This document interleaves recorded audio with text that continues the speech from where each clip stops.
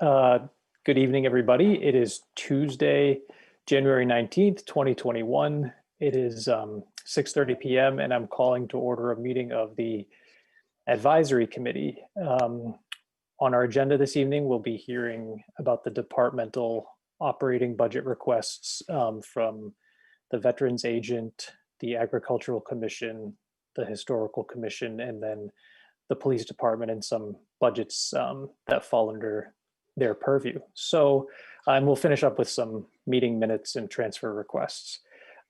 We have a quorum of the advisory committee present, so I'd like to get started.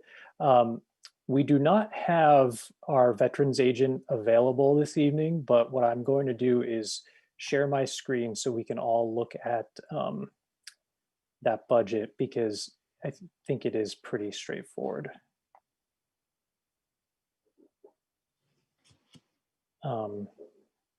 Can everybody see that document? Yep. Great. Okay.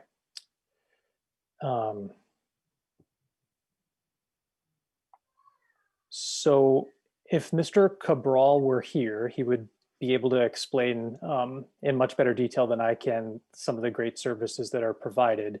But I can walk you through what the line items are. So the wages are wages that we pay to our veterans agent. Mr. Cabral services the town of Bolton, and I think maybe a couple other surrounding towns, but you see his wage line here is increasing by the cost of living increase of 2%. He's made no request for office supplies, level funded request for dues in the amount of $50. Now, veterans benefits, this amount for the new members of advisory, you should just be aware that this amount is essentially determined statutorily through a formula that the Commonwealth of Massachusetts, I believe they end up sending the amount to the treasurer or the accountant to let us know how much is owed, but it's basically a function of how many veterans and veterans dependents or beneficiaries live in town at a given point and are entitled to benefits. And so that number, quite honestly, we don't really have discretion over. It's just a function of the population. And then the meetings, I actually don't remember off the top of my head what that includes. I think it might include part of the Veterans Day celebration. Nanachka, I don't know if you remember. Yep. I think that they increased that, taken away from another budget line item, and that's where the Veterans Brunch comes out of. And I noticed that, you know, obviously this year I don't think we spent anything from that amount really because of COVID-19. We didn't have a Veterans Brunch, but I would expect that if the virus is under control by next November, that we would expect to spend this amount. So that is running through the Veteran Services budget. The total amount requested is $40,433. Can you just confirm that I'm looking at the right number there, Nanachka?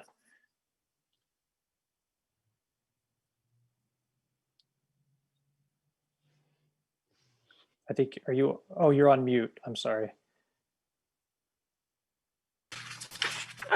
Yes, 4433, yes.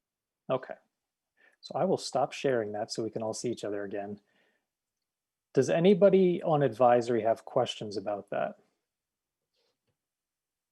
So Brian, just to clarify that the veterans benefits of $33,000, is that the offset for the property tax assessments that veterans get? Is that what that goes to? No, I believe it's primarily, so they're entitled to reimbursement for copays for medical care, things like that. So in addition to, I think some of it is also actual living expenses that they can get reimbursed for. But I think the best example that Mr. Cabral has given us in the past is, you know, let's say I have an insurance, and under my insurance, I have a deductible, right? And I would have to pay $250 to have a service done.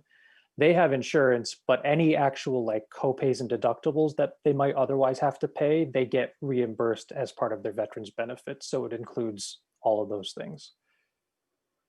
Nanachka, correct me if I misstated that, or So we do get money from the state for veterans. We do get state aid, and it lags, I'd say, a good 18 months, sometimes 24 months. So it's not directly related to that year, but we do get money for those veterans.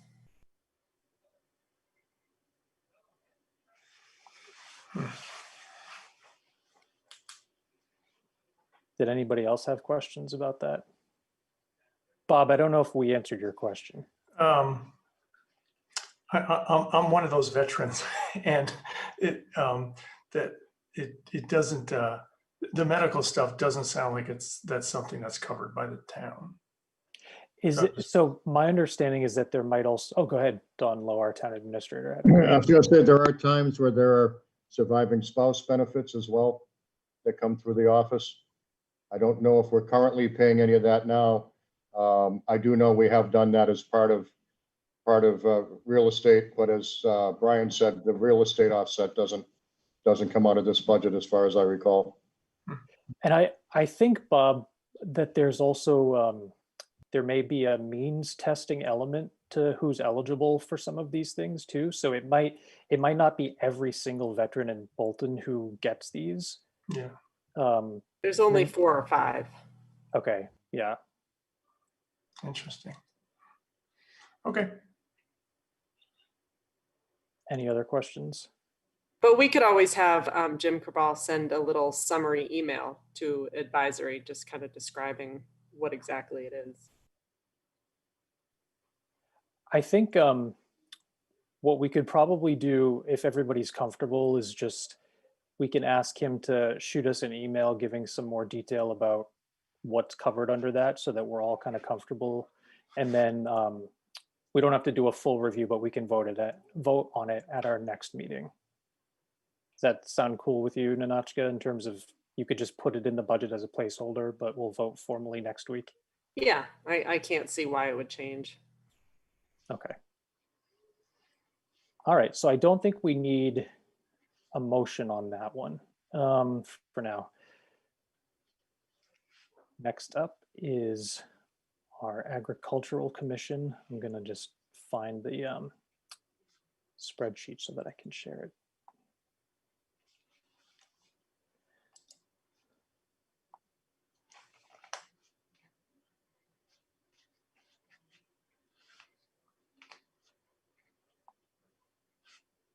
And we have the chair of the Agricultural Commission.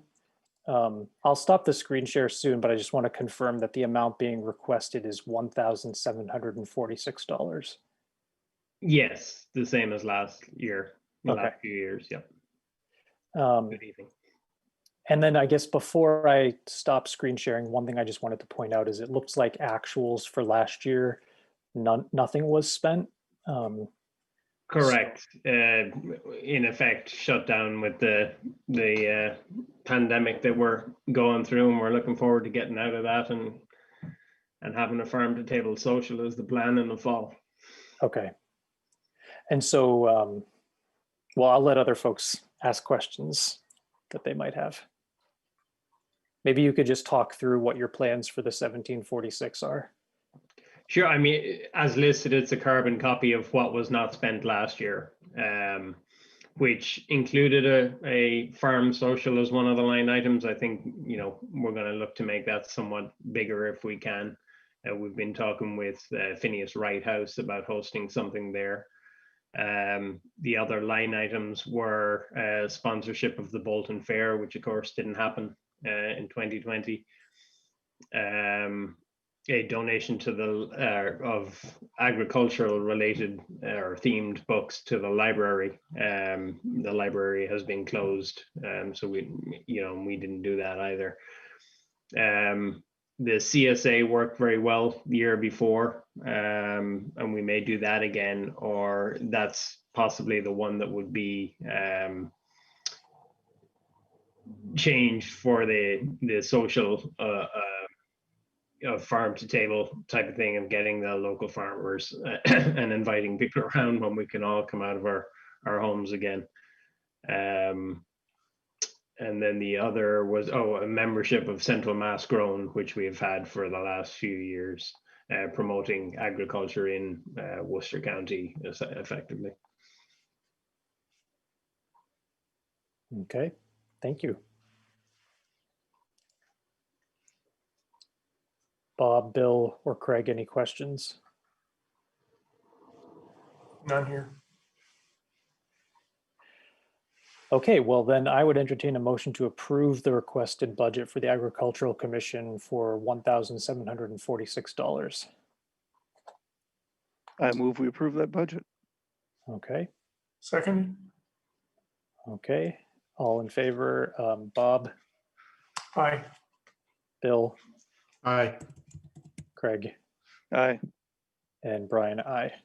Okay, thank you so much, Connor. Thank you very much. Have a good evening. You too, take care. Bye-bye. Bye. Okay, I think we may be a few minutes ahead of schedule, but I saw that we do have a representative from the Historical Commission with us already. So do you know whether Ms. Remington is also planning to join? Should we wait for her? Yes, both Martha and Bob Bush Okay, were planning, at least as of this morning, we're planning to join. They may be looking more at the agenda send them the as it was posted. yeah, and you know what I was thinking is I thought I'd come along early. since we have a few minutes, maybe what we could do is if Chief Nelson feels comfortable doing this, we could jump ahead to either 291 or 299. So 291 is the emergency management, basically the red alert subscription, and then 299 is dispatch, which I think either Chief Nelson or our town administrator could handle. Is that okay? Oh, it's fine with me. All right, you know what I'll do then? I'll share my screen. We'll jump to 291, okay? 291. This is Lorraine's first Zoom meeting too, so we may need a little extra time at 7 to make sure she's on board. No problem. All right, so can everybody see this? This is the 291. Yep. Right. Okay, so Yep. could you Okay. see that, Chief? Right. So Uh, 291 is the emergency management for the whole town. And there's only one line item, and that is just for the code red townwide emergency notification system. And that's a yearly fee that's supposed to never change. For any of the newer members of advisory, do you all know what Chief Nelson's referring to? It's when we get all those automated phone calls letting us know that town hall hours have been reduced and things like that. Oh, we've got a question from our member of the Board of Selectmen, Bob Zikansky. Who's paying for this, that it's never going to go up? Paying for it. Well, I don't know how to answer that question. I don't know how to answer And how that do we question get that for other all than our other departments too? it was a term of the agreement when we signed. Oh, So that price is locked in perpetuity. Is that Unless a the private goes company? under. I'm sorry? Is that a private company? I have no idea. I believe it is. But it's not a state agency. No, it's a private company. It's a private company. Yeah, I mean, it's not a publicly traded company as opposed to a private company, yes. But no, no, this is locked in as All part right. of the terms of the agreement. Bob, if I may, they actually had some change in the billing this past year, and they billed us at a higher amount. And the chief pointed out to me that the original contract was for a fixed rate. I reached out to them, they pulled up the contract, and they honored the agreement. And the contract runs in perpetuity? It does. Okay. Well, in any event, We actually tested that very strongly, and Jenny's absolutely right. As soon as we saw the change, we pushed back and they honored the price. so for FY22, the request is 3,900, right? That's correct. Okay. Any other questions? All right, seeing none, I would entertain a motion to approve the 291 emergency management for $3,900. Move we approve that for 3,900. I'll second that. Okay, Craig, Aye. Aye. Bill, Aye. Bob, Aye. and Brian is an aye. Okay. I saw that Mr. Bush joined, but I think we're still waiting on Ms. Remington. So, Bob Zakansky, did you have another question? I saw the hand is still up. No, I thought It didn't go down automatically. Okay. yeah, all right. All right, I think I'm still sharing my screen, and now you should be able to see 299 regional dispatch. And I don't know, Chief, if you wanted to talk about this or if the town administrator did. Well, I certainly can begin. So our dispatch is a regional dispatch that has 7 total towns that the dispatch center dispatches for. So we joined them back in 2016. As you can see, the fee, it's an annual assessment that they divide by all 7 towns. And as you can see, it has been increasing slightly over the years. And right now, we've only got an estimate because we may have to defer back to Ninochka to see if there's any final assessment given for the dispatch. So I have an advisory, but I'm on the finance board and we have a meeting tomorrow. And I think it's going to be 199,500, but like I said, I'll know more tomorrow. Okay, so this 198, 167 is not set in stone. It might be 199, 500. Is that what you're saying, Ninochka? Yes. That's Okay. Well, while we have everybody here, do any of the new members of advisory have questions about this? Obviously, we'll vote on the final number when we have it. I do want to say the big jump is because we had a one-time credit last year of $16,000. So it's actually, the assessment is flat, even though it doesn't appear to be so. And that was only because of that one-time credit. Oh. I see a question from Bob Zakansky. What's our alternative to approving this? There is no improvement. There's no alternative. No, the 7 towns all get assessed at 1/7 the total figure, and their contractual agreements go up. All their software, hardware. It's up to them to really come in at a lower budget for that price to go down. And just to fill in the gap there, the fact that it's pretty much going to be level funded plus or minus a couple of $1,000s year over year. There have been some cost saving measures realized up there for FY22 because there have been labor increases with the union and as the chief said, there are some contractual obligations, but they've been able to make some adjustments in other areas. So as Ninochka said, it is from an operating perspective, flat year over year.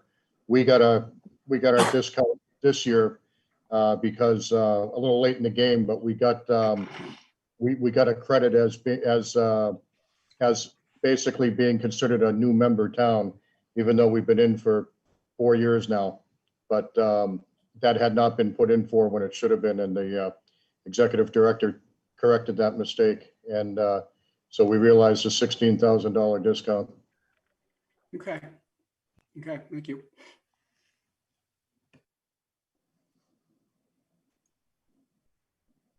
Any other questions from advisory? I know we can't vote tonight, but since we've got everybody in the room. I just had one quick question for you, Ninochka. So since this year we're kind of making up for the $16,000 credit, do you think FY23 will also be relatively flat? I mean, I would anticipate, I don't know, 3 to 5% increase. I mean, it kind of depends on, it's mostly labor, so kind of it's contractually dependent. Okay. But I wouldn't expect a giant jump. probably not it'll another be better. 16 grand. Okay. All right. Well, so we'll keep that in as a placeholder until we get the final number. I still haven't seen Martha Remington, but I think we ought to get going on the discussion of the historical commission's budget. So I don't know who wants to lead that off. What I will do is I will hold that open, share my screen. Sorry, this stuff drives me crazy. Bush, I'm going to call Martha and see if I can get her to join us here. Just hang on just a couple of seconds. Okay.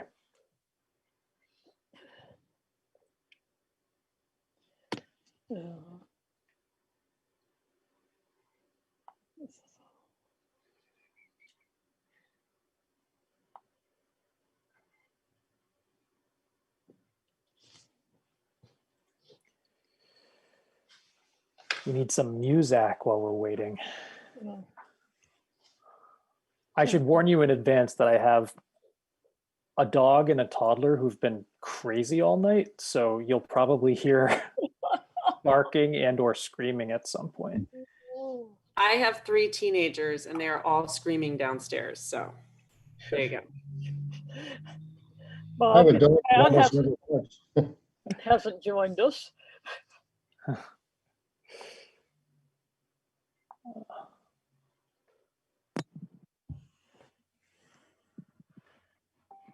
Brian, you want to talk about transfers in the meantime?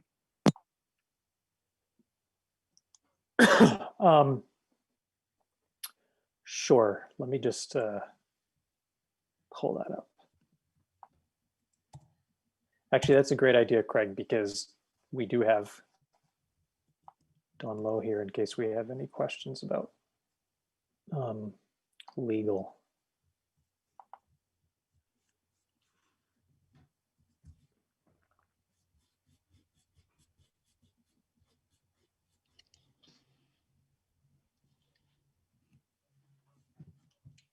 All right, so I'm actually, I don't think I need to share this because it was emailed to everybody and I think it's just easier to talk about it as a group. The first transfer that we have is in the amount of $2,746.71.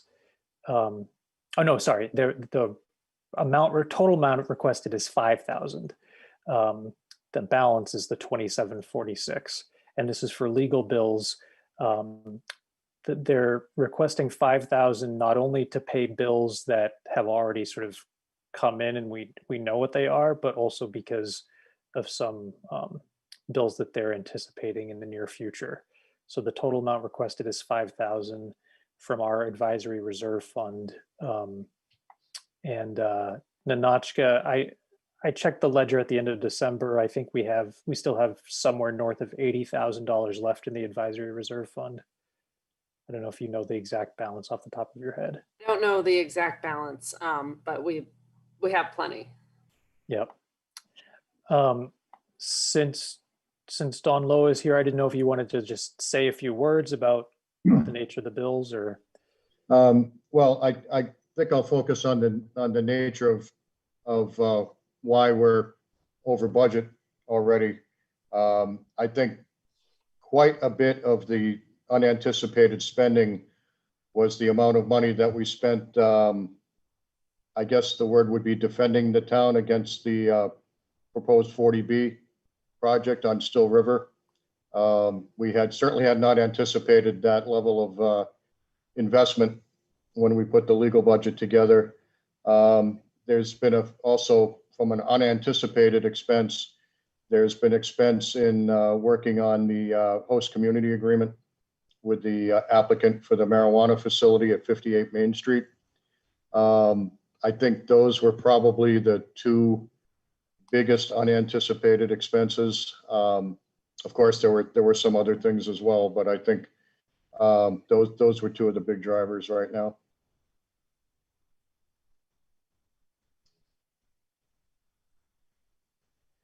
And the amount being requested is 5,000, correct? Yes. Yep. Any other questions from advisory? All right, so does somebody want to make a motion to, oh, sorry. Go ahead. Actually, Brian, I'm a little surprised it's actually only 5,000. If you know, you're saying we really had these extra arguments, defenses, cases, whatever we had to do. I'm surprised it's not more than that. Well, believe me, Bob, it's going to be a lot more, but what we're trying to do is pay our bills, get it slightly ahead, and then as the bills come back in for real amounts, as opposed to sort of projecting out what we have left, because I wouldn't want to over project either. So we're trying to stay just half a step ahead. Okay, so this is not the end of the story. There's probably going to be another request down the road. You'll be seeing me every month, probably. Unfortunately. I see. Okay. That's when we hope it does not snow. Yes. Well, I never hope it snows. So, because I hate snow.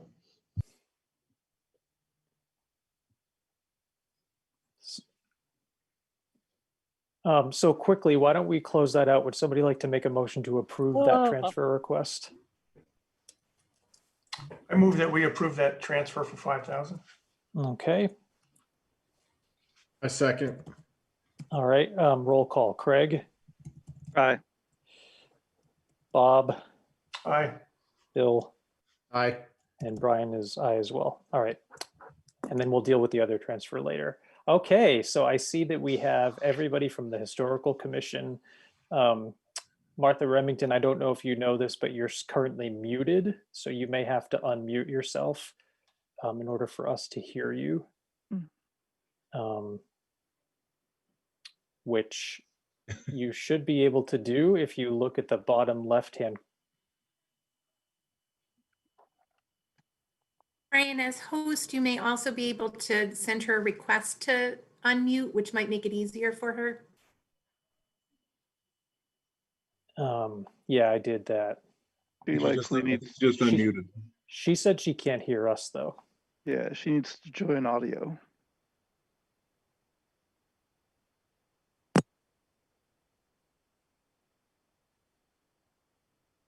If somebody knows how to tell her how to do that, because I just see the little prompt when I sign on that asks me to join audio. Martha? Well, she can't hear us. So. Of course. Well, can one of you speak to the budget while we're waiting on her, or? The budget is essentially level funded, same as last year. Our major expense will be continuing the preparation of the East Bolton National Register District.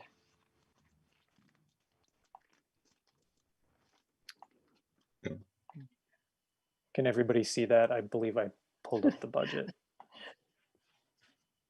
Yes. Can you say a little bit more again about the main expense that you're anticipating? That is, as you know, is a multi-year effort.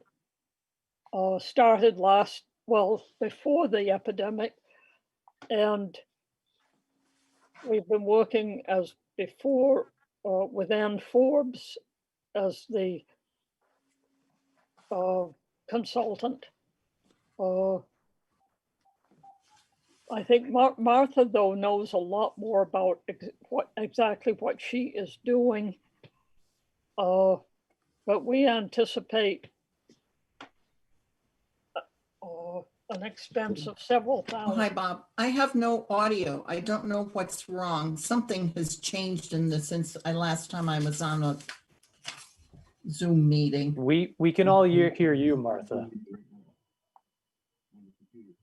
Oh, good. But I can't. Oh, I know what it is. Never mind. Be right with you.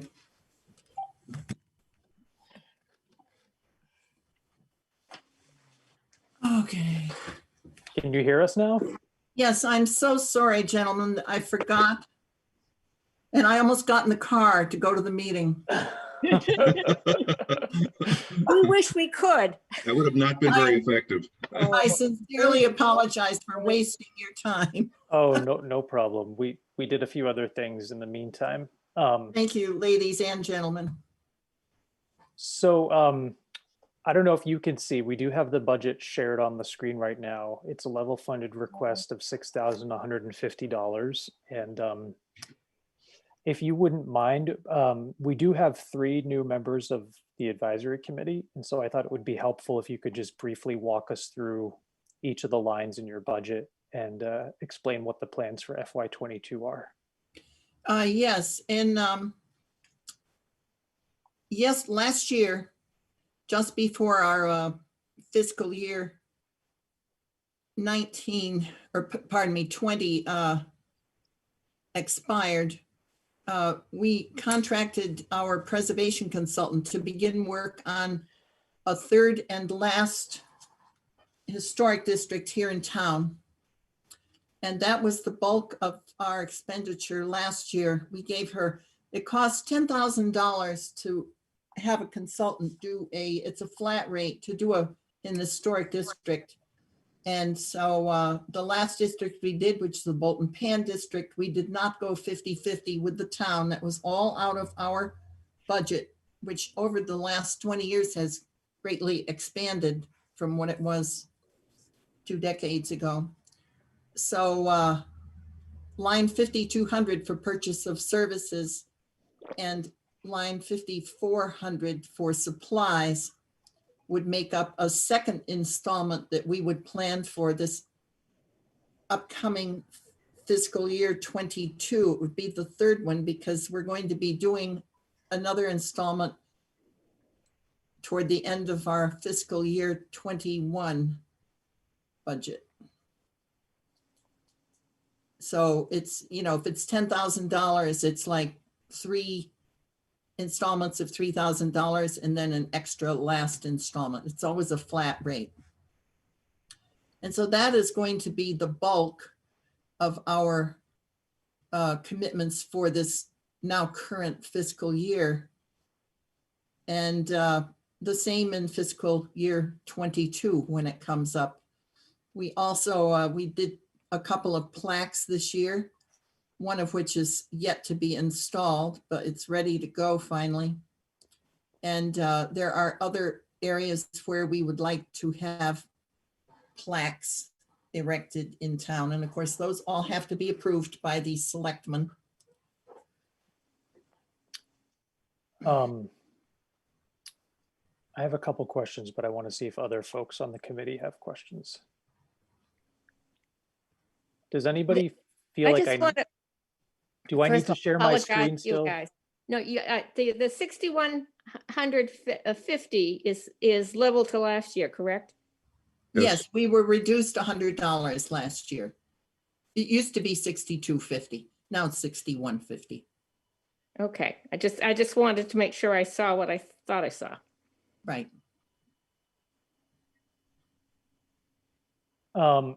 I believe I remember us having this discussion last year about why we've sort of split a portion under purchase of services and a portion under supplies. I don't remember whether our town accountant had an opinion about whether we should have just been putting it all under purchase of services or not. Go ahead. It doesn't really matter to me. Yeah, go ahead, Ms. Remington. Yeah, the reason that is because in the past, before my chairmanship, when Linda Engelman and Susie Becker were, of course, Susie was chairman when the budget was much less than it is now. Our budget shot up when we first began ordering the bollards about 13 years ago, because those were a huge expense.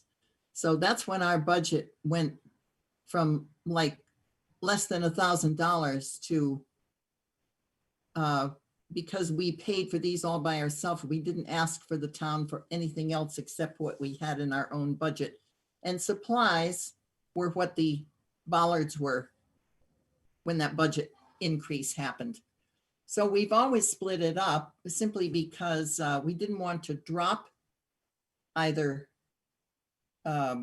purchases or supplies. And we used to have more for postage and other little things, like supplies would be mainly office supplies. We use paper from town hall, so we don't have a lot of office supplies. We did buy bollards last year. We bought 4 additional bollards to have on hand because we've had some tragedies in the bollards breaking.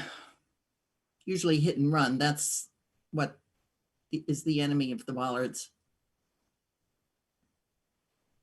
So, I mean, it could be all under, see, our preservation consultant is a service. Right. She does it for us. And as I say, it's a flat rate for a district. And I don't know how MHC, well, she gets the entirety because there's a lot of work involved in the research she has to. Brian, this is Ann, obviously. Does it make sense to rejigger refine I got a cat who's walking, the accounts to be better reflect whether it's a major expense like the bollards versus printing and brochures? Is it time to really look at that and make it a little more granular so we understand? I don't know how other people feel. I mean, it doesn't exactly represent what you actually pay for. Wouldn't it make sense? I mean, the society has changed, the commission has changed a lot in the last 15 years, and maybe we should look at that and not be concerned that we jack up, I don't know what else to call it, Martha, the bollard account versus, incidental office supplies.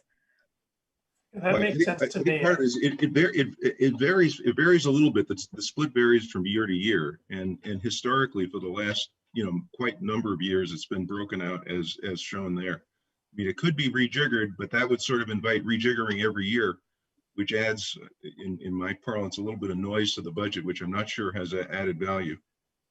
Mm-hmm. Except it's a bit more transparent. I think what Mr. Bush is saying is it's only transparent if the trend persists, but if it's something that's changing every year, then it's like actually a little confusing because Right. some years it varies a little bit. Exactly. That's my point. Yeah. Well, when we begin a new district, that we know is going to be eventually a $10,000 expense, unless we split it half with the town budget and half with our own budget. And it's been at 6,250 for quite a few years, and we have never had any of the treasurer's department question us on crossing over. Like, we used to have books as a category. We used to have postage as a category. And so those have been eliminated. I mean, if we wanted to do a mailing, we couldn't afford that. A town mailing, they cost an awful lot of money. So I'm leaning towards agreeing with Ann. I think a one-time rejiggering of the line items, we go through it once, and then after that, if the values between those line items change, that's trivial. But it would give us a little more insight into what the money's going toward. So if we're keeping the total at 6,150, what would be the proposal for the allocation of the amounts for FY22? Well, we would still want to reserve at least 3,500 for services because we paid consultant Forbes 3,000, I believe, this current year, last year, fiscal year 20. And we'll be paying her another $3,000. And then the last year, it has to add up to 10 when it's done. Last time the district took 8 years to get going.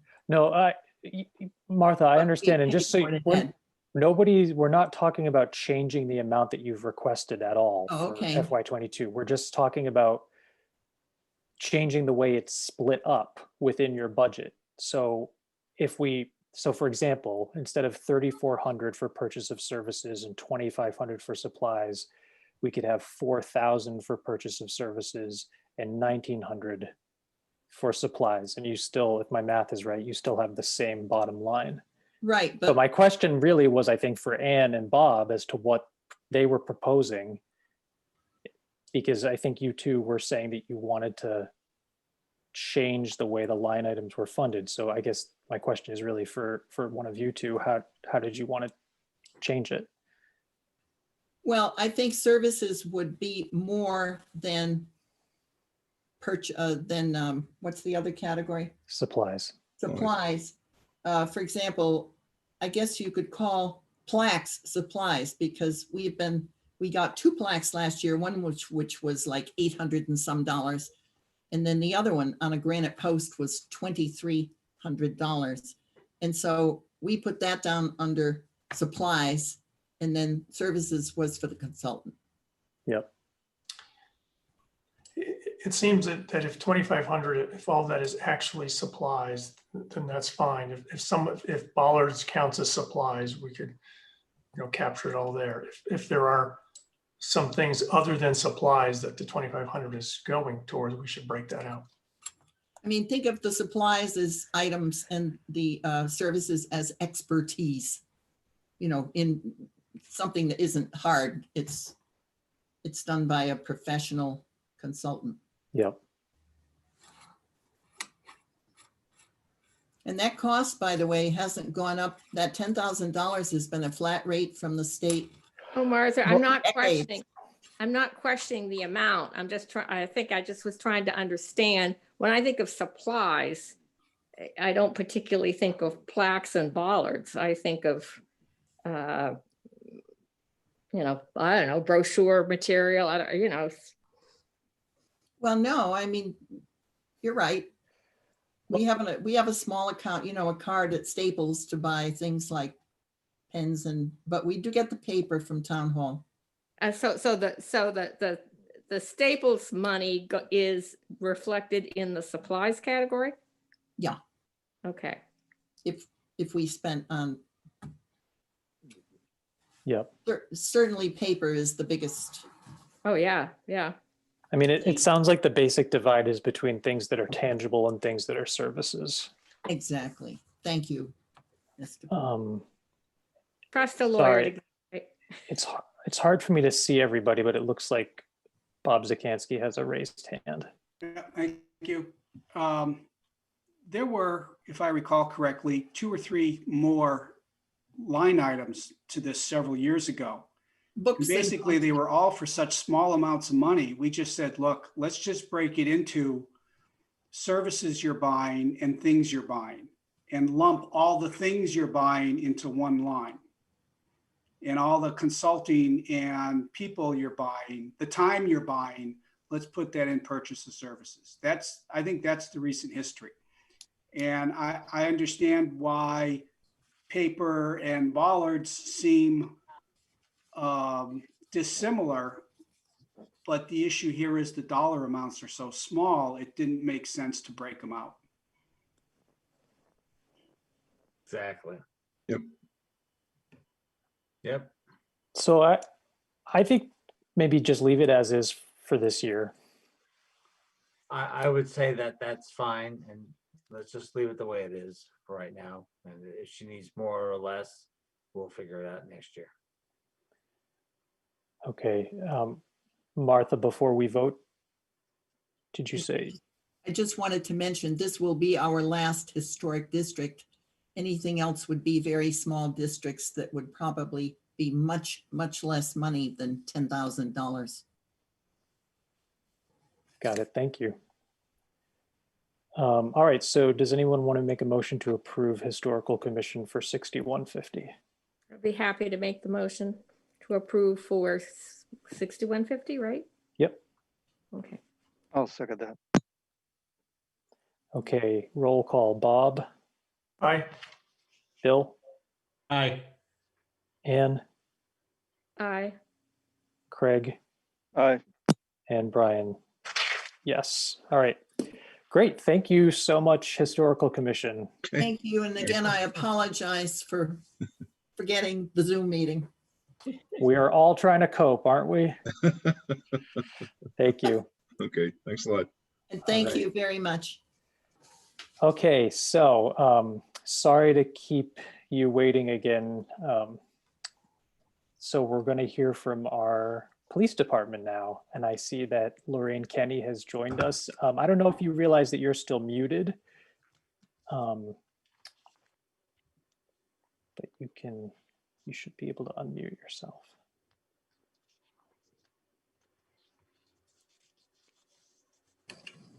Oh, there we go. I think your sound's on now. Everybody there? Yes, Yes. sir. Great. So Lorraine, we already went over the Code Red budget with Chief Nelson. So the only two remaining budgets that we need to review are 200, which is the public safety building, Mhm. and 210, which is sort of the Police. department budget. So why don't we do the building first? Okay. Hold on, I'm gonna just.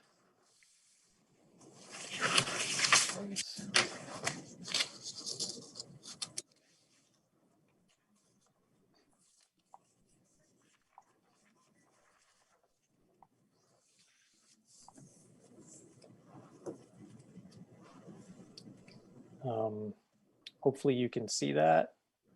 Yes. These are the numbers that we're working with for public safety building. 200. Do those numbers look like the ones you've got as well? Yeah. Yes. Okay, great. So I think, yeah, it would be good to just kind of walk through the elements of the budget for the public safety building and explain, the increases where there are some. Absolutely. Do you want to ask questions first, or do you want me just to go through each line? Does anybody else on the committee have any initial questions? No, I would like to go through it and then we can ask questions based on what you're, if something isn't clear or. Great. Absolutely. Purchase of services, which is the first, the 5,200. We have an increase there on the backup. Let me look here. Due to the business internet, we're going to upgrade to 1 gigabyte for the internet, and that came out to $11.16 a year. Let me see. Maintenance fee for our live scan went up $8, and if we add, we had put in for a capital expense for body cams and the new cruiser camera. With that said, for IT to take over the maintenance, the monthly maintenance for those new devices is $275 per month each server. They're two separate servers. So that's where we see an increase in the purchase of services. Can I just stop you there real quick? Sure. And just make sure I understand? So depending on what happens with those capital requests, Correct. the purchase of services may drop roughly $275 per month for the year. So 275 No, times 12. well, the IT, it's 275. There are two separate servicers, so that's doubled. Oh, so it's 500 per month. Yes, Okay. for IT. So Got it. in the event those capital expenses don't get approved, then we would drop those figures. That only applies to the cruiser camera, because we do have the body cameras. Body cam grant, yeah, So yes, Brian, it would just be half. I see. Okay. All right, sorry, go ahead. Okay. Are we good with that? Any questions? No? Okay. So the next one is heating. We're asking for, it was a $5,000 increase due to the fact that every year we're overdrawn in the heating budget. So we typically been level funding the heating steadily since we've been here. So it's basically going to be your call on that. If we're able to, you prefer us just to level fund and, you know. So. Yep. Yeah, I mean, you look at what the actuals for the past couple of years have been. So good with that. I can continue with the electric. Now the electric increased 1,200 because the Forbush Mill Tower we have going on. Once that's completed, we have to have power up there. So what I did is I did an average of the West Berlin Road Tower, that electric bill, and it came out to, you know, typical $1,200. So that's why you see an increase in the electric bill. I assume you mean 1,020. Yeah, I think so. Oh, okay. Yeah. The lighting in here is pretty poor. I apologize. Anyway, of course, the public safety generator in the tower sites propane is next, 2025. We typically just level fund that. And the same with waste management. Everything is level funded until we come down to, of course, we discussed purchase of services already. So maintenance. If we come down to the maintenance line item, 36, that also is level funded. Yep. So the actual in 2020 was 62,000. Right, we had a transfer from advisory this June, if you recall, and that went to the tower project. So Okay, so that was a one-time transfer? yes, for exactly. project. Right, if you see that in the backup to this budget that we're looking at. Okay. Yes. That makes So I think that's all I have. We level funded software support. And I think those were the only increases. I see a question from one of our members, Bill Nichols. Sure. Yes, I'm sorry. What does the Forbush Hill Tower refer to? Go ahead, Chief, if you want to answer that. Yes, I can do that. So several years ago, Neshoba Valley Regional Dispatch was awarded a grant to improve our radio system. So we are going to get new fire and police repeaters, and also a brand new tower at the transfer station, a 100-foot tower with new antennas will be going up there to supplement our West Berlin Tower. So that's the one-time bump up you saw in maintenance of 36 or 38,000 that we needed to bump up because the building at the transfer station was not big enough to put the equipment in. So we had to buy our own little concrete 8x8 structure.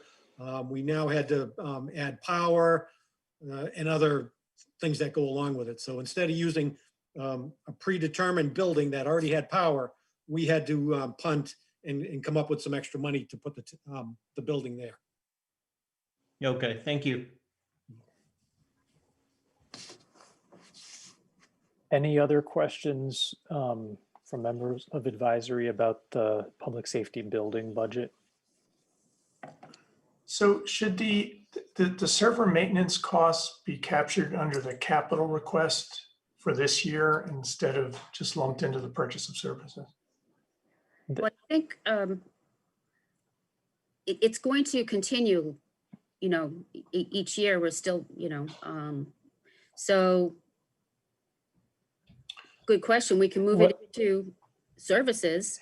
You know what? I just wanted to clarify one thing, Lorraine. So I believe under the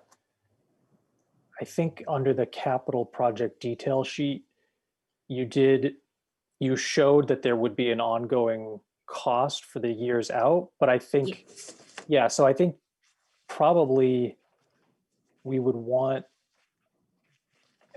maybe this isn't a great analogy, but I almost think about it as like, we include our debt service in the operating budget because we know what it's going to be, even though the borrowing is much bigger. So we would almost want to include whatever the carrying cost for these cameras services is going to be. We would want to build it in to the operating budget for that year and the years going forward. Okay. And I think that's what you've done. Yes. What I did is once we got these proposals in, you know, back in October, we had our IT look at them, and he said we should plan moving forward his time for the servers as part of his structure, his monthly structure. That's Sam Geeks. Yep. And that's why I included it in purchase of services. I mean, excuse me. Yes, I did. Purchase of services. I think my concern is it underestimates really what we're asking for in the capital request this year by about 20%, which is not, unless the capital request, which I know we haven't reviewed yet, the capital request of 17,660, does that include the server maintenance, or is the server maintenance of 3,000 over and above that?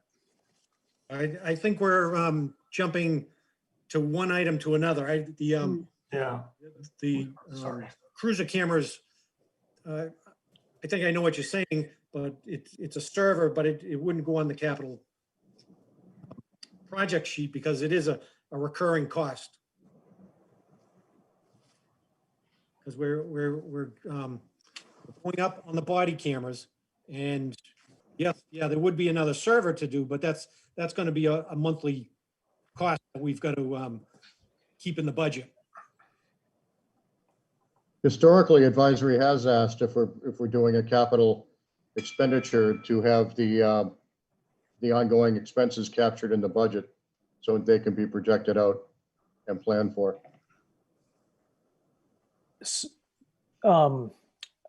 I just want to make sure that I understand. Let's hypothetically say if neither of the camera proposals were approved, it sounds like we would only need to be backing out one element from the purchase of services line of approximately $500 or maybe $250 per month. Is that right? Correct. That sounds correct, yes. But we wouldn't be able to pull it out until, I mean, no, we're not going to know in advance if these capital items pass. Right. So I think you have to leave it in. Right. So what I was going to ask you, Nanachka, was sort of that logistical question, which is, you know, the operating budget that the selectmen put into the warrant gets finalized in March. If by the end of March, advisory and selectmen have all unanimously recommended the two things, then it makes sense to keep them in there.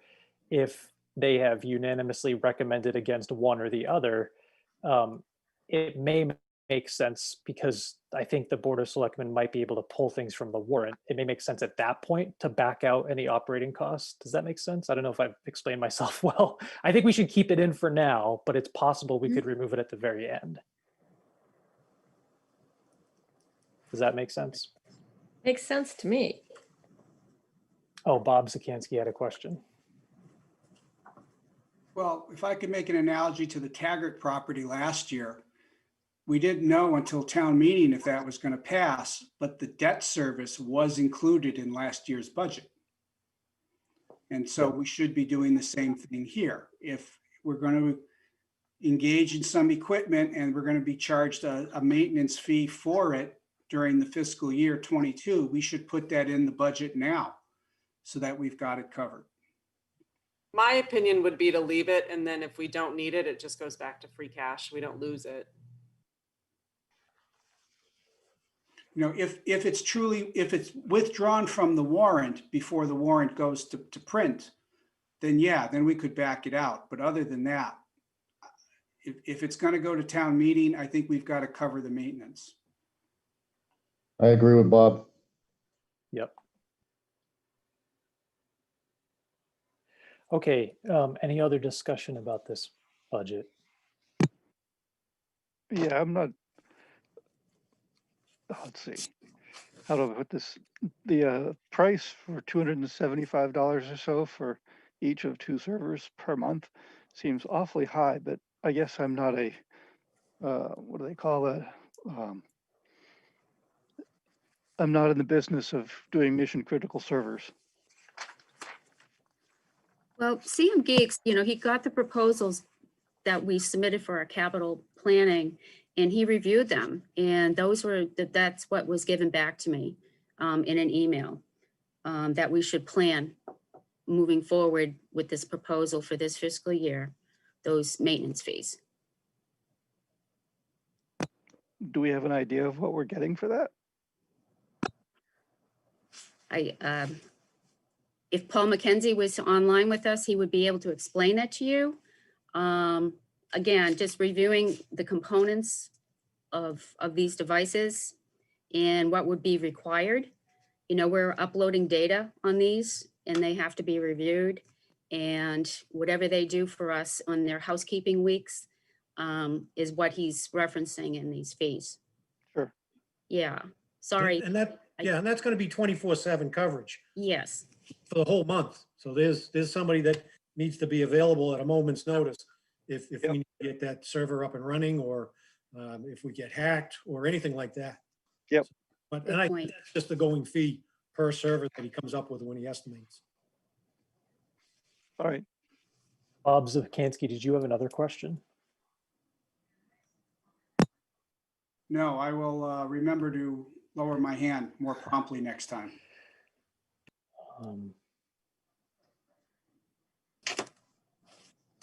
Okay, any other questions? Well, yeah, we're talking about some maintenance fees for servers per month. And I'm concerned that, you know, there was a discussion last week, and I apologize I wasn't able to attend the meeting. I had a death in the family. But, you know, we were talking about all kinds of stuff relative to long-term expenditures. And we're talking about, there's a line item to spend $800,000 for a new fire truck. And last year we, you know, unfortunately spent over $500,000 for a piece of property. And I think we need to really get a handle on what the town needs to do year to year and what the expenses are year to year, and budget appropriately, and perhaps put some money aside. I have been a long advocate of saying we need to put some money aside for these long-term expenses. And I kind of chuckle that we're talking about $270 a month for server maintenance.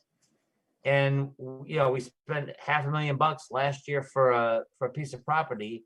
And now our chief, and I sincerely believe he's honest that he needs it, $800,000 truck.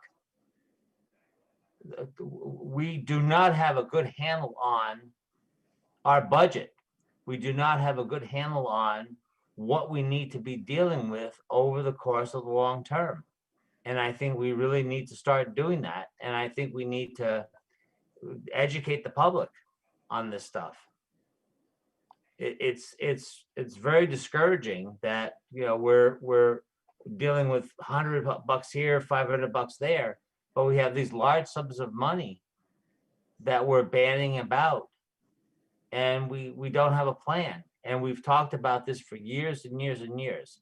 And I would like, hopefully, that we start dealing with this stuff and get more disciplined, and maybe saying no to some of this stuff, special land purchases, which I was vehemently against last year. So how do you balance $500,000 for a piece of property and $800,000 for a needed fire truck? Yeah. You know, that's all I got to say right now. I hear you. Well, I think if somebody wants to make a motion, we probably should have these costs built in for now to the public safety building budget. I agree. So is there a motion to approve 200 at the request of 210,525? I move we approve the budget for 210,525. Okay. I'll second that. Okay, roll call. Ann, Aye. Bob, Aye. Bill, Aye. Craig, Aye. and Brian is a yes also. Okay, thank you. I think I'm still sharing my screen. I apologize. Yes, you Yes, you are. And now we are on 210, which is the police department budget. Did So you- I will. Are you going to vote on this one or do them together? I'm sorry, Nanachka, you muted yourself, but I didn't understand your question. Are you voting on this one? Yeah, we voted on 200 and now we're gonna, we Oh, I'm just sorry. voted on 200. Thank you. Yep. So yeah, 200 was approved for 210, 525. All right, so who would like to lead off our discussion of 210? Can you make it a little bit bigger, Brian? Yep. Yes, and I can start. Once he gets that centered. There we go. I think you'll notice on the first section, that's where you're going to see the increases. Now, the increases are all contractual wage increases. So anybody getting a step increase and COLA, in the first section of salary, wages, overtime, that's where we've gone up on our increase. Everything below that is going to be level funded all the way to the bottom. Yep. Okay, I see that. Yep. So I think we probably do need to drill into the wages section a little bit. And I want to also just make sure that we get confirmation from Nanachka about like how much this budget may be subject to fluctuation beyond COLA and step increases. Are there any other things that are still unresolved? Well, I can answer that one first. Okay. Yes. So the first one is going to be my salary. That's step increase with COLA. In the wages, now the first increase you'll see is a 2% increase. That was from last fiscal year that the union did a 1-year contract with the town, and they received a 2% increase. So that roughly is the 35,000 for that. Now they are right now in negotiations for the 2022 fiscal year, which may end up to be another 2%. So that number is going to be flexible. So out of that $1,046,000, there's 20. How many people we got? 20 officers, or at least 20 spots. So you have 12. What do I have? 12 full-time and 10 part-time, and then plus Lorraine.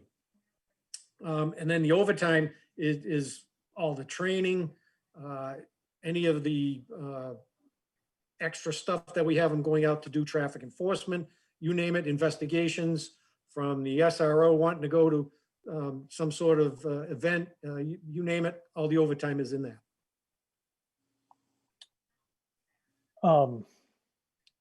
It looks like the overtime is, so it looks like it's up 16%. That's a bigger jump than we're used to seeing. So could you say a little bit, because when I don't know if I've got my numbers right, but when I looked at the actual so far for FY21, it didn't look like it was particularly overdrawn or anything. So I was just wondering why I think we're going up 16% for overtime. Well, we did add a few extra things in there. So we have the commercial vehicle enforcement, that we have an officer trained to go out and do inspections on tractor trailer trucks and any type of commercial vehicle that drives up and down 117, making a turn onto Wattaquatic. He can pull them over. He's one of only a very handful of municipal officers that are certified to do commercial vehicles. Plus, we threw a little bit in there for extra traffic enforcement so that we can do that year round. and that's actually sending an officer out. I think we're doing 30 hours a month, just so that going after all the residents that, not the residents after them, following up on traffic complaints that people are telling us that they're driving too fast in their neighborhood. I see Dawn Lowe has a raised hand. Thank you, Brian. I just wanted to expand on what the chief said a little bit about the traffic enforcement for the commercial vehicles. That's twofold. Yes, we have one of the very few municipal officers in the state that has been trained and certified. We waited about 2 years before we were able to get them into a class that the state police have. And the state police were, it was very kind of them to allow us a slot. It was a 2-week training that enables us to pull over tractor trailers. We don't weigh them like you'd see at a weigh station, but we've heard from a lot of residents about the truck traffic on 117. And also, I asked the chief to increase enforcement on Wattaquatic, largely because, well, for 2 reasons. One, we had the building on the Cracker Barrel hit by a truck. That intersection, since it's been improved, is even more difficult for truck traffic than it was before. And since the state denied our application, our request for truck exclusion, I've asked him to step up traffic enforcement there for commercial vehicles. I think anything we can do to encourage the trucks to find a more desirable route is very beneficial to the town. So that's something that we haven't seen in the past. That's probably the biggest variable. Thanks, that's very helpful. And I'm very supportive of that. The way that I'd like to handle questions is if anyone else on the advisory committee has questions about the salary and wage portion, we should ask them now. Otherwise, we'll keep moving down to the rest of the components of the budget. Okay, I'm scrolling. All right, looks good then. All right, go ahead, Chief. All right, so as I mentioned, everything else below that is level funded from the previous fiscal years.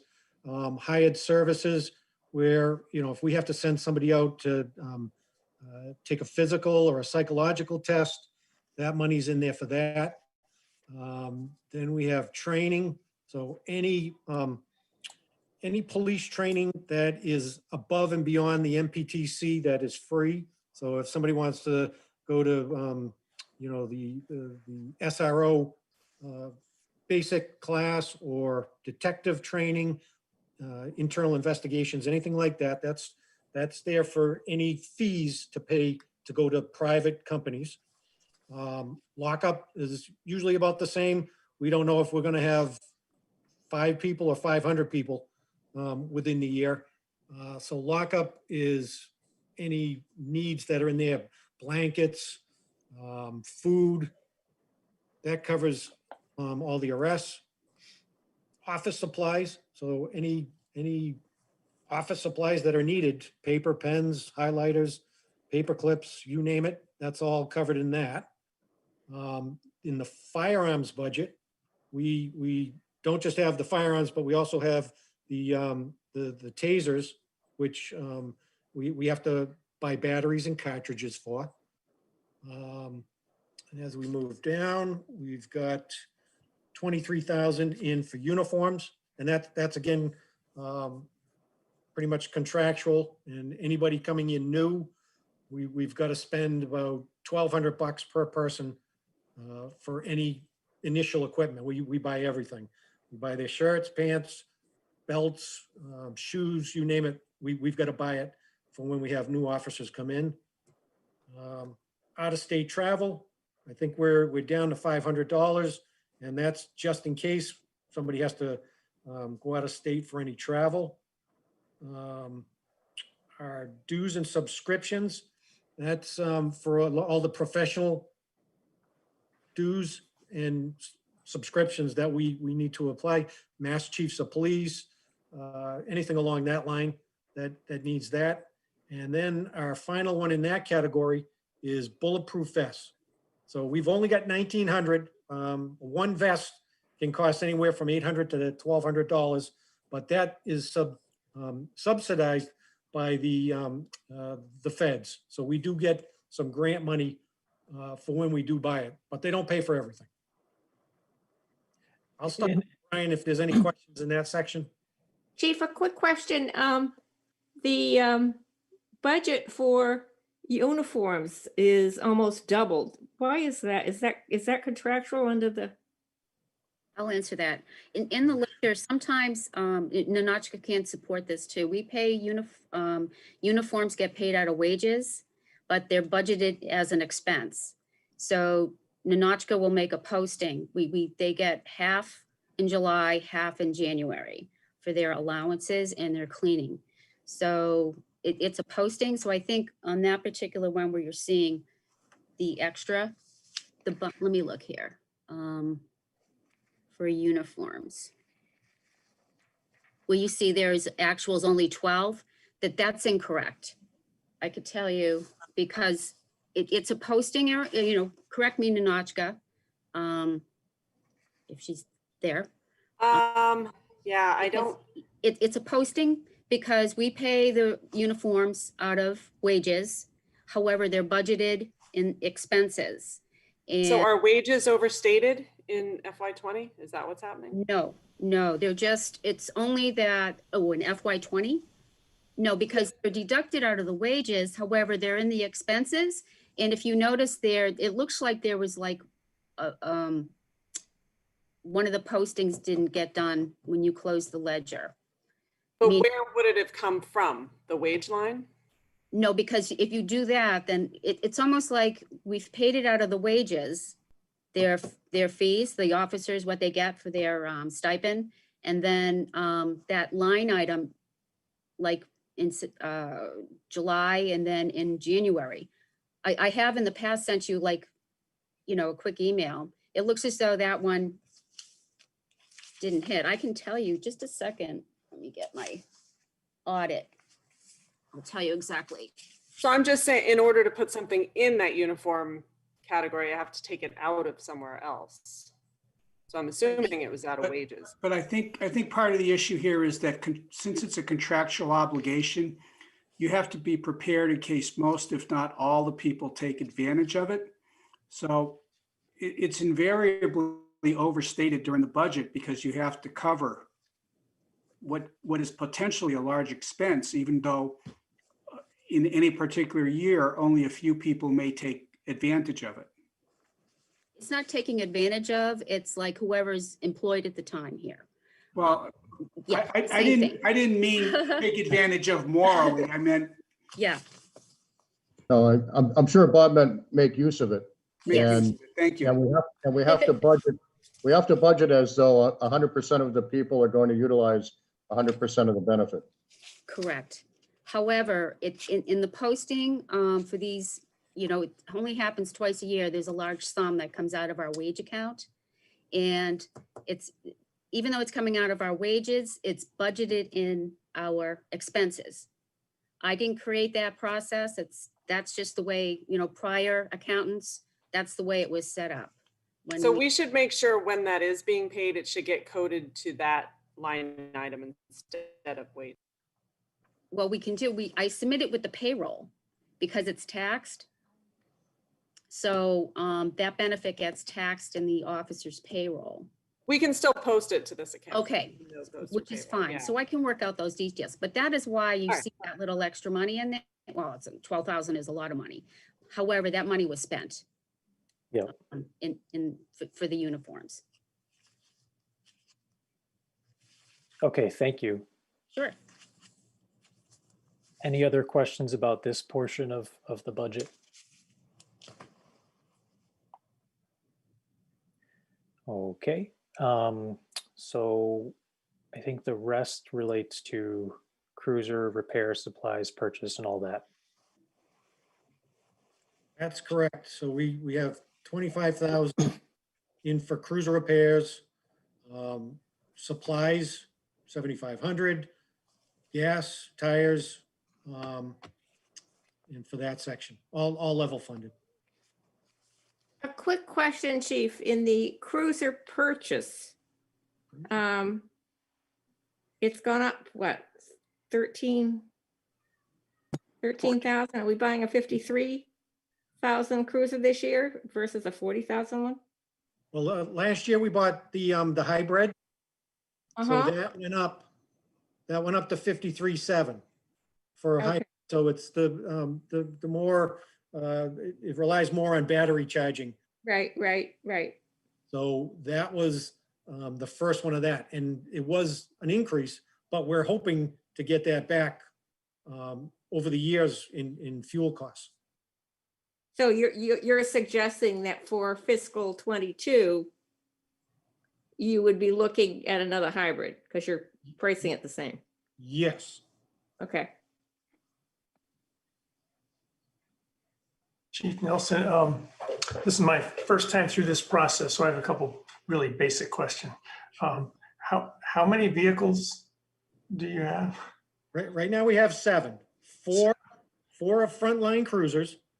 Then we have 3 admin cars. So admin can be for me, the lieutenant, and the third would be for the detective, for going to court, or doing traffic enforcement. Okay. So it looks like on the fuel costs, it actually looks like you're asking for less than historically what you've had to pay in the actuals. Is that a reflection of the hybrid vehicles, or does that need to be increased? Well, gas has always been low because over the years, they never knew how much per gallon we were going to have to pay. So they've always kept us extremely low.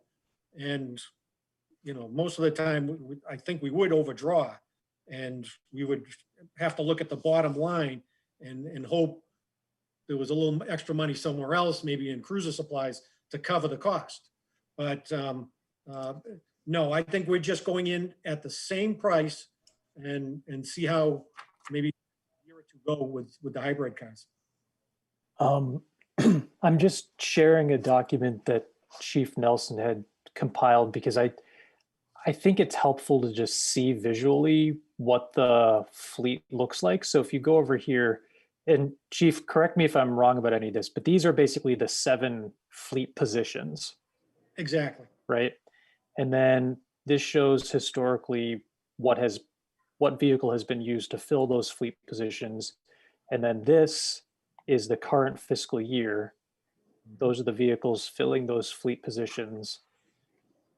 So do you know which vehicle would be dropping out of the rotation and being replaced by, I guess it would be a 2021 hybrid?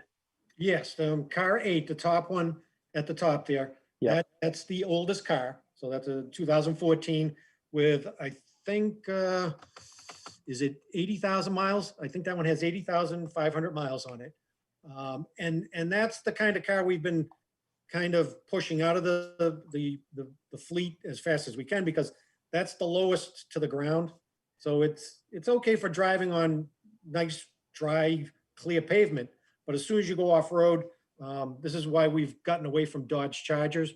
They're just too low to the ground. And we lose mufflers, undercarriage parts that we try not to drive it as much. So that's why I want to go to the Ford Explorer, which the whole fleet will be Ford Explorers once we decommission car 8. And would it be traded in? Would there be any trade-in value? Trade-in value is terrible. They really don't give you a lot at the cars, at the dealership we buy these equipment. Anywhere from $1,500 to $2,500 is the going price on trading in a cruiser. I probably can get more by auctioning off that vehicle at a private company. You know, most of the other cars that we've auctioned off, the frame is rotted out, doors are falling off, but the engine's still in good shape. And I'll get $1,500 to $2,500 at an auction. So I expect if nobody in town takes that car to get a considerable amount more on an auction. And if I can go back to the chart on the. Oh, yeah, hold on one second. Want me to share it for Yep. you? Yeah, if you don't mind.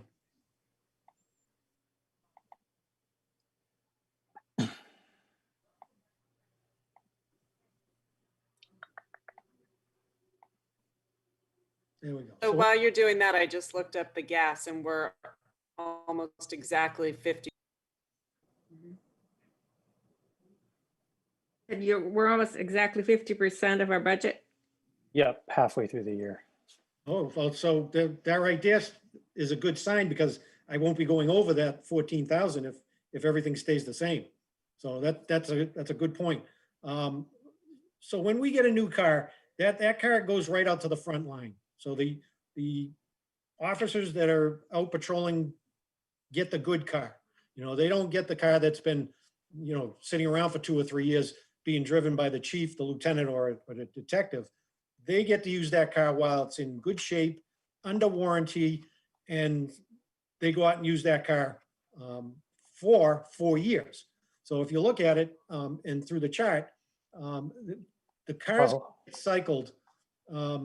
So after 4 years, it now becomes an admin car, and the lieutenant and I, we switch out once the mileage gets high enough, or it's starting to fall apart. We switch into one of the duty cars that are coming off the line. Yeah, so this one started its journey as a frontline cruiser in 2016, and now it's the admin car. Yep, right. And the fire department's been taking our leftover cars and the cadets.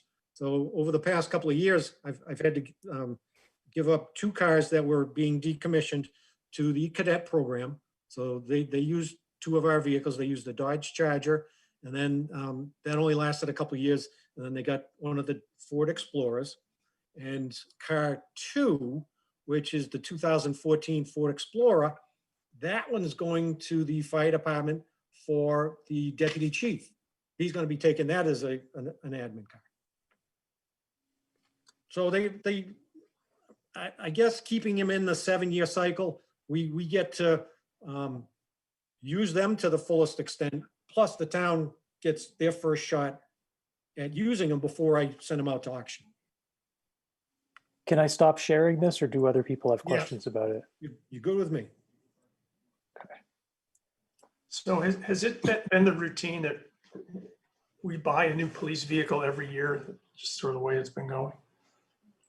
Yes, over the past few years, that is correct. We determined it's best practice to buy a cruiser every year. We tried skipping a year once, and it was a colossal failure. Why was it a failure? It seems like if you said the oldest vehicle has 80,000 miles, that's not an enormous number of miles. Well, that's good for your vehicle, not good for a police vehicle that's running hours after hours after hours. They say every, what is it? It's 33 miles for every hour that car idles. If you look at it and just probably times 33%, like your taxes, the mileage goes sky high. So it's, you know, and we don't check the metered hours that we idle the cars. We're too small. It just, the fleet's not big enough to really to watch it. The mileage doesn't represent the use of the car. Right. Okay. So you're going more by age, and you're saying 7 years is about as much as you can expect to get out of a vehicle. That keeps my overall budgeted costs down. So when I get a new car, now I'm running off of their warranty. I'm not spending money to keep that car running. Right. And then if it's a $2,000 car and I'm dumping in $1,500 every other month, it's like you having the same car. It's just at a certain point you got to say, I got to stop putting the money into it because I'm losing money. Right. Yeah, but we've had this discussion for years and years. And really, the chief is correct. You know, we've come up with this plan. We really need to replace a vehicle every year. And there have been years where we haven't done it, and we have suffered consequences and spent tremendous amounts more money on maintenance and stuff. So really, the best practice is doing it every year. Yeah, no, it makes sense. We had a short discussion last week about a plan for other departments, sort of a vehicle plan. And, you know, in this case, this is the plan, right? A new vehicle every year, so that we get, you know, they're no older than 7 years. And I wonder if, and you mentioned it earlier, Stan, if the other departments should also have a long-term plan so that we can budget for these things in advance versus capital expenditures. Exactly. No, I agree. I agree. I don't want to cut anybody off, but I also wanted to just note that our town administrator had raised his hand. So if he wanted to. Oh, thank you. First, I'd like to follow up on what Bob just said, because I totally agree with a townwide fleet management plan, DPW and police, and if it fits, and hopefully it would, the fire department as well. Randy Heglin has already put in a request for a quote for us to get the software that he used when he was in Jaffrey, that he highly recommends that we can use for the various departments. And that would allow us to put together a really, you know, comprehensive fleet management plan. So we're not working anecdotally, we're working off our hard data. I'm hoping we can get that in very soon, so that when we're having this discussion next year, you know, we're working off of, you know, 6-9 months worth of data anyway, and we're seeing some trends. So I totally support that. Also, I would like to reiterate that we have tried skipping a year in the past. Most recently, I'm going to guess it was 5-6 years ago. I could be off a year. And the chief is exactly correct. It really failed. It was worth trying. I'm not criticizing trying it, but it's something that sounds good until you do it, and then it just doesn't work. And we were putting a lot of money into maintenance we shouldn't be putting in. And one of the things that we didn't talk about on camera, for reasons that I think will become obvious when I explain it to you, and that we wouldn't talk about on camera, and on camera I mean a live public meeting, is there were multiple years, at least 2 that I can think of, where we had a couple of cruisers out of service at the end of the year until we got to a new fiscal year. And we don't talk about that on TV because we don't want the bad guys to know that our fleet is down.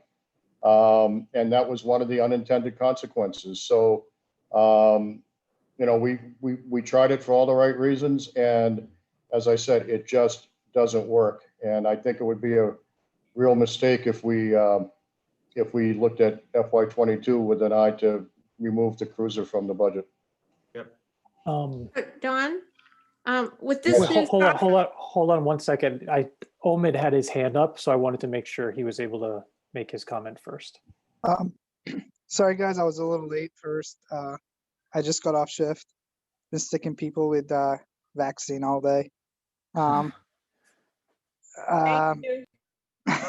Yeah. What we got you guys talking about is life cycle management for vehicles. We can't just pick a year to replace them or whatever. We have to look at this is like my job expertise for the government. So like we have to pick categories. How much money do we want to spend on a cruiser before we call it it? How much a year do we want to put on a cruiser or any vehicle we have? We put these limits because like if you have a cruiser, you buy it for $50,000 and you be like, hey, when it reaches like 30 grand of maintenance, it's not worth it for us. If it reaches 10 years of service, it's not worth it for us and things like that. And because if we set it an actual year to spend the money on, other things might come up. And we have to spend the money on those things and not those cruises. It pushes it down. But if you have a life cycle management, it doesn't push it down because you have like what they call it, the secondary ABC life cycles. Like, hey, I know like its maintenance life cycle is gone, but still has the mileage life cycle or the age life cycle and things like that. So you can categorize that way which one is a higher priority to change. It's coming up in future years. So that way, first of all, you're not trying to set up money 10 years down the line. You're setting up goals. It's a lot easier to work with goals than actual set line. Because as you all said, we already have an issue setting up budget 2 years in advance. We're not going to know what's going to happen in 2 years. So if I said like the government doesn't even set like budget 2 years in advance, they do it annually. The only thing that comes up more than annually, it's you're purchasing for a factory or a building that are like more than 1 year old. That's where I'm going with that. I mean, if you guys want, I can sit with someone at the town hall and show them how the system works by setting up life cycle management for these things and pushing those, see if they want to work it that way so they don't have these problems. The only thing that comes with it is we have to have our people track actual item per vehicle. So if something breaks, we're going to know which vehicle broke and how much is spent on it and things like that. Yep. Well, thank you that's for- all well and good, but I've been a selectman in this town for 16 years. And we have proven over those 16 years, we need to do a new vehicle every year. And when we didn't do it, there were more consequences than not. So we can look at that, but the history has proven itself that I don't know why we're having this discussion about whether or not we need to buy a new cruiser every year. It's been proven that we need to do that each year. I don't think And- we're saying not to buy a new cruiser. It's how you prioritize them. That is correct.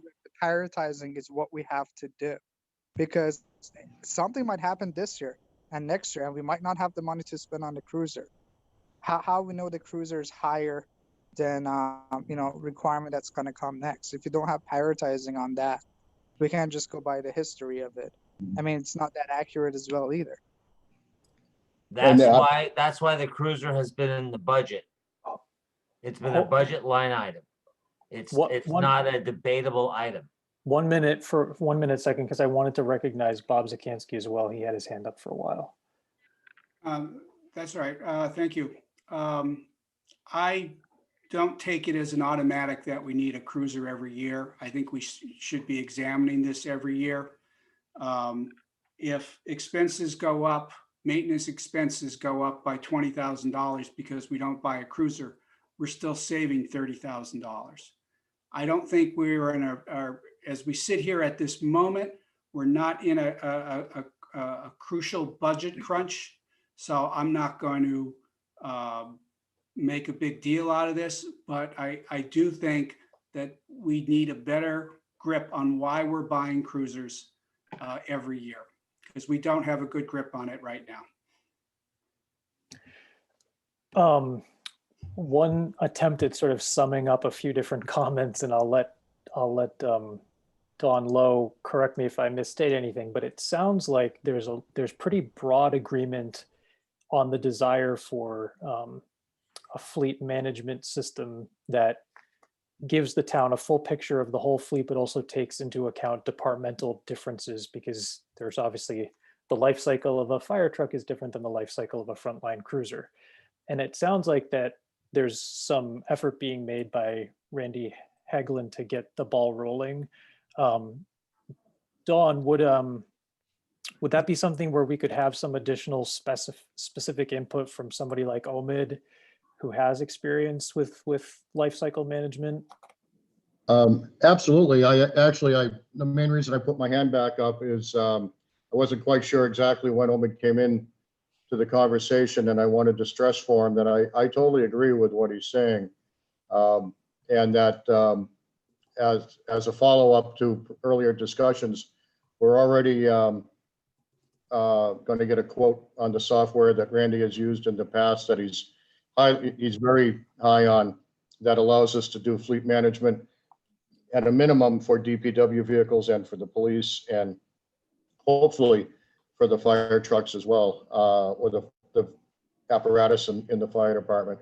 But I would very much like to work with Omid and get him involved with myself and Randy and the chief or his designee. So we're all taking the same look at how we can best do a fleet management plan. I think it's a great idea, and I'm totally supportive of it. I would agree with you, Don.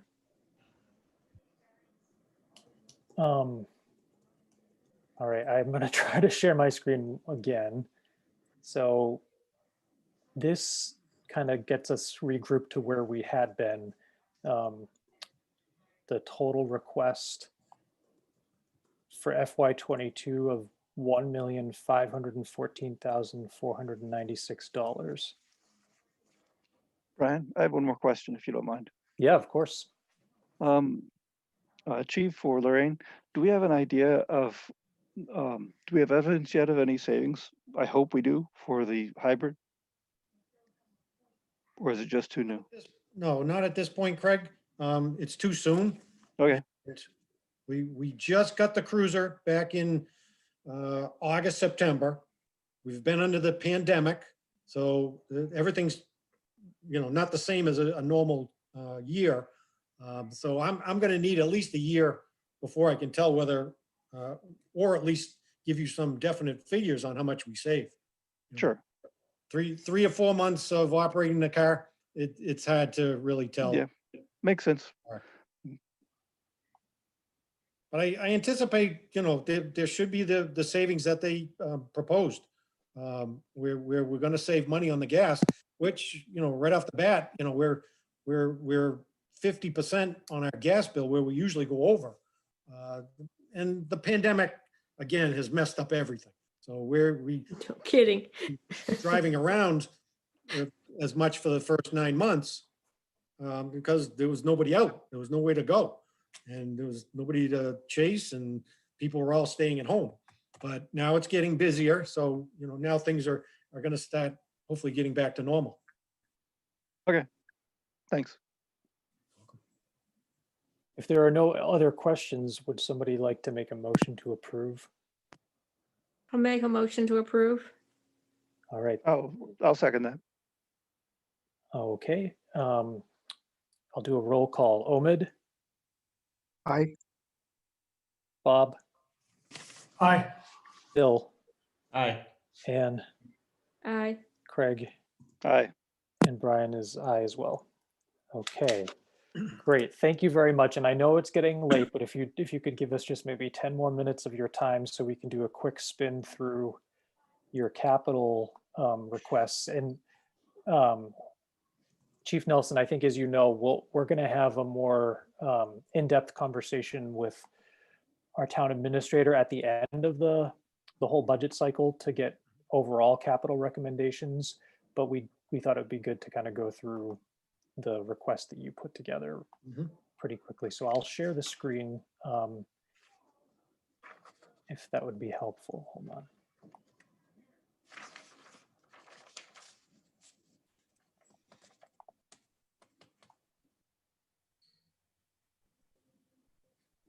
I took a look at it, thought it said which guard. Watch that. All right, so we've got 3 requests: town common security camera system, did I just scroll past that? The body camera, body worn camera system, and then the vehicle cruiser camera system. So I don't know which one you want to discuss first. Well, we can start with the body camera. Okay. Article that we can pretty much delete, throw out, how you want to do it, because I was able to get a grant. So the grant paid for all the body camera in the system. So I don't need that. The only thing that obviously is going to be a recurring cost. So I've zoomed in there. So is that what we can expect? Yes, there's a recurring cost of each one of the body cameras has a licensing fee. And I don't recall how much it was, but we got 15 cameras, so 15, 29, 25. Let me just divide that, 29, 25 divided by 15. No, I think we got a few more. I think we got 17. So we're about $175 per camera. We'll have a recurring cost. This is probably a stupid question, Chief, but what would be a licensing fee on this? That's just what WatchGuard charges us. Oh, okay. Each camera needs a licensing fee. Just like our email, our Bolton.gov, that each one of those has a licensing fee. Okay, okay, I get it. So sure. So the first fiscal year, it should be, well, it would have been in the article. So that's only going to be $325. But it's all paid for. So I won't have anything for, what is it, FY21, which is, it's got to be 22. There won't be, I don't think there'll be any cost because we'll be starting April, May when this starts. So we may be covered for the first year. So they may not, the 29-25 might be paid in with the grant money.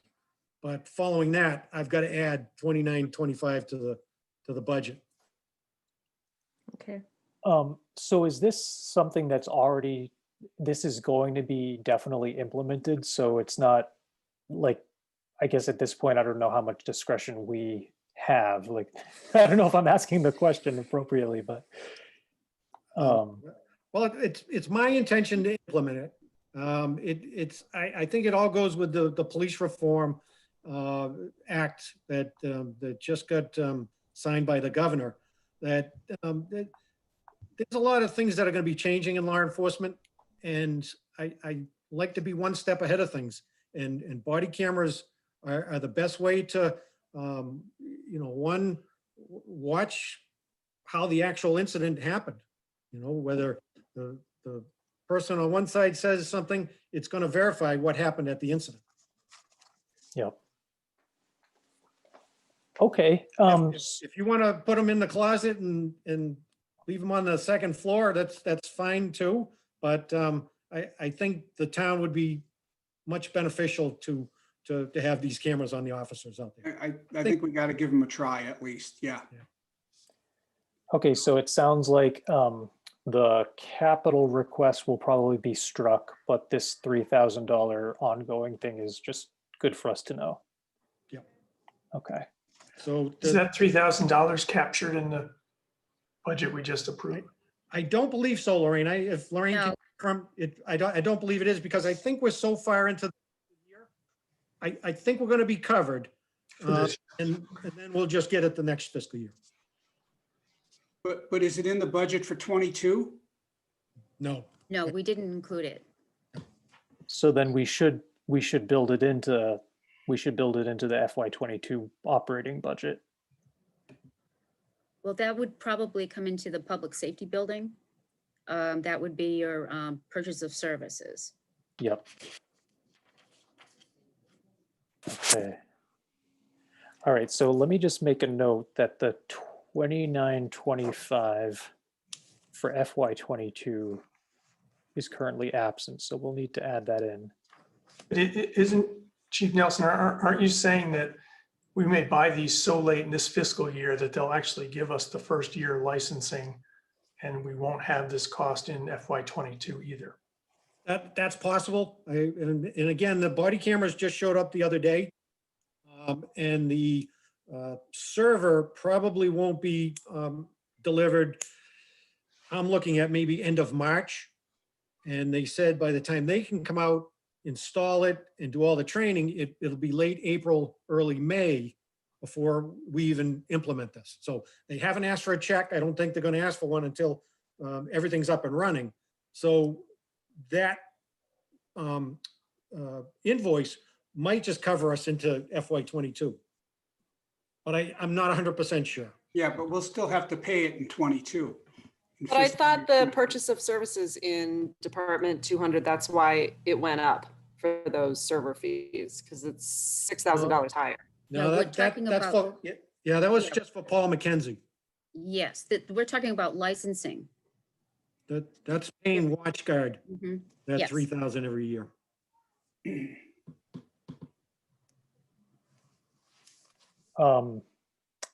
Can we jump down to the cruiser camera? Certainly.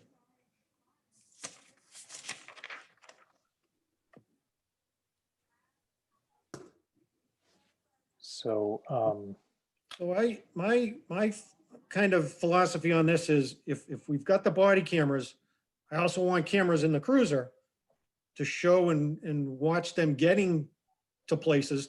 And plus the cruiser camera is going to pick up a bigger sight line than what the body camera does. The body camera is very line driven, so you're only going to see what's in front of the officer. Where the cruiser camera is going to pick up a lot more of what's going on around the cruiser. So that right there, to get that, I think there's a quote in there for 17,660. And that's to get one cruiser. So that would, we would start with the brand new cruiser that we would purchase in 22, put the camera in, plus all the hardware and everything that goes along with setting that up so we can download all the footage. and can you explain the costs for the years going out? I was gonna ask that, yeah. That is, the next is, so after that, I would buy one new camera for every new cruiser after that. So in 23, if we're obviously approved for a cruiser, it's $5,090 for just the camera. And the contingency fee under it is the licensing fee. So now I've got to pay for a licensing fee for the previous year. So then the next one would be $585. So now I'm paying for two of them. Don Lowe, you have your hand raised.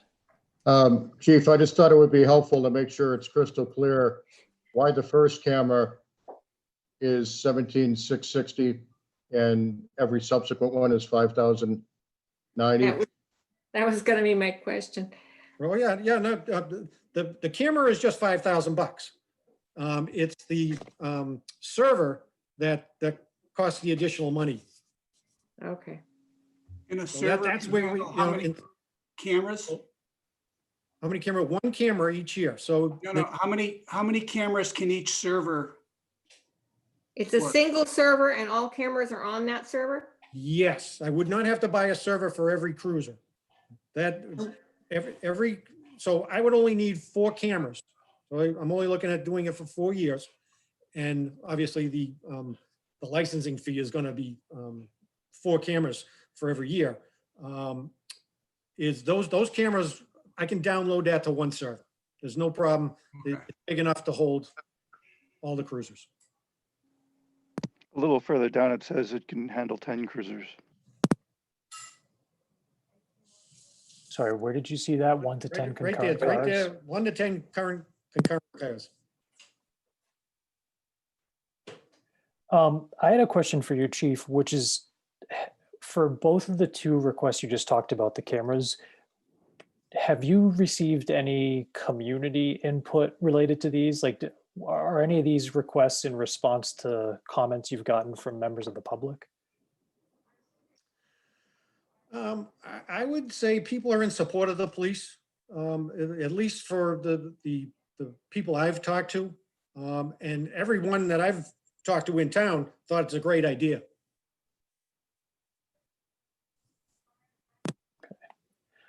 Brian, All right.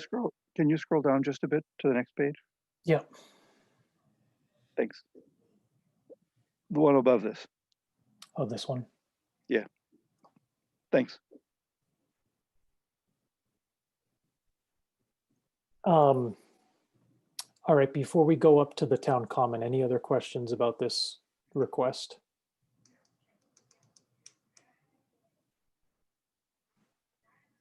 Seeing none, I will scroll all the way back up to your first request. Okay, go ahead. Sure. So on the town common cameras, what happened there was when the town purchased the town common from the Bolton Community Group, they came with a camera system. And that camera system was set up through Comcast, and it would do a wireless connection to the router, and then it would store everything in the cloud. So what the problem I had is I could look at the footage, but pretty much only who had an IP address could look at it. So what we determined was to get that surveillance camera system onto our surveillance camera system, doing pretty much the same thing, wireless connections, have it a direct connect to my server so that I can control it and look at it. Plus what that'll do is now I can send that up to Devon's, Neshoba Regional Dispatch, so they can also watch it. If something's going on, they could pull up those cameras and look at the same thing. And then down here shows the estimated projected costs. Right. So the 12.5 is going to be to install the cameras. Then I've got electrical work and obviously the electricity added in there. Plus going forward is whatever it costs, you know, $50 to $75 a year for power. So we're just estimating on that. Sorry, so when we see 1,020, that's the per year, that's the cost of what again? Electricity. Okay. Yep. Oh, when you said 50, you were saying per month? Exactly, roughly? per month. Got it. Yep. Okay. Are there other town public spaces that have camera systems, not buildings, spaces? Yes, the town hall If I and could, the Chief- library. Chief, Oh, sorry, Don Lowe wanted to. if I could, I just tend to jump in on a question like this. I would be, or the chief, either one of us would be happy to discuss any security measures, or any questions anybody has, but I hesitate to do it in a public meeting because I really don't, I get nervous talking about our security. So, but if you'd like to give me a call or the chief a call, we'll answer any questions you have. Okay. Thank you.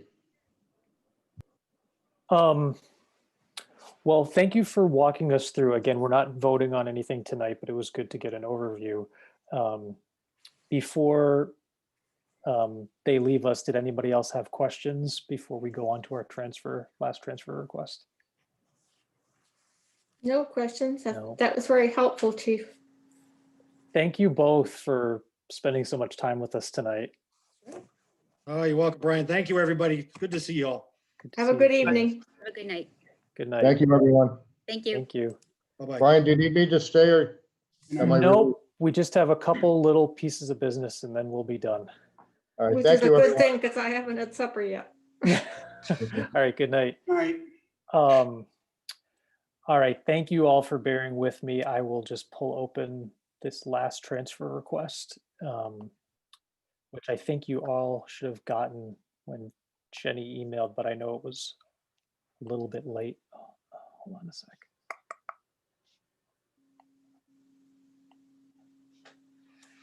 So this is from our town treasurer, and the amount being requested is 1,076 to go into our insurance costs, and she explains it's unforeseen because there was a purchase of a Chevy Tahoe that was enabled by the CARES Act, which obviously nobody foresaw, but we do have to pay for the insurance for the vehicle. Where is that vehicle being used? I believe it's the fire department, but Nanachka. Okay. Yes, Okay. fire EMS. Okay. All right. So I mean, we gotta kind of pay this one. Yeah, So- I make a motion that we approve. Okay, anyone second it? I'll second it. Any Okay. further discussion? All right, I'll do a roll call. Omid, Aye. Bill, Aye. Bob, Hi. Craig, Aye. Ann, Aye. Brian is aye. Okay, awesome. And then the very last thing that we can do is Bob and Bill did an amazing job with minutes and circulated them to everybody. I had a chance to review. I thought they looked great. I don't know if anybody had any edits or if we just wanted to make a motion to accept those as is. I move we accept them as is. And you want to second it? Sure, I will second that. Okay, all in favor, Omid, Aye. Bill, Aye. Bob, Aye. Greg, Aye. Ann, Aye. and Brian is aye as well. Great, so I think we're done. Ninotchka, am I missing anything? I feel like we had a lot of little things that we were gonna do. Oh, I think that's good. All right, so then we are meeting a week from tonight at 6:30. The big department is gonna be fire. So look forward to seeing you all then. Oh, motion Okay. to adjourn. I need a who I wants make to a make that? motion to adjourn. I'll second that. And I'm just gonna say everybody's in favor. So have a wonderful night. Thank you. Bye-bye. Thank you all. Bye.